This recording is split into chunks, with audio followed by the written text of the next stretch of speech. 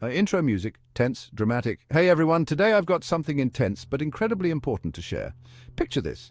You're jolted awake in the middle of the night, not by an alarm clock, but by the deafening sound of air raid sirens and artillery fire. This is the reality for many residents in Sudzha, a Russian city near the Ukrainian border. I spoke to one resident who shared her terrifying experience of escaping under fire. Despite warnings about a potential attack, Russian authorities provided no evacuation assistance or even basic shelters. Imagine the fear, the uncertainty. She and her children had to seek refuge in a makeshift basement shelter.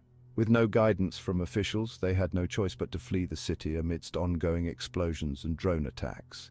Her story paints a grim picture of life in Sudzha, where many are trapped without access to basic necessities. The lack of support from authorities has left people feeling abandoned and vulnerable.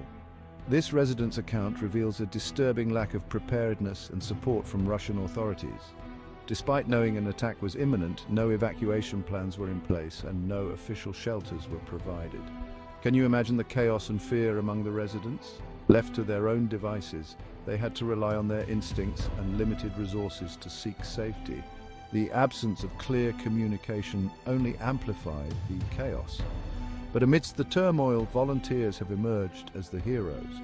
Driven by compassion and a sense of responsibility, they've taken it upon themselves to provide food, water, and other essential supplies to those trapped in the city. Their selfless actions offer a glimmer of hope amidst the chaos and destruction. The residents' story highlights the crucial role of these volunteers.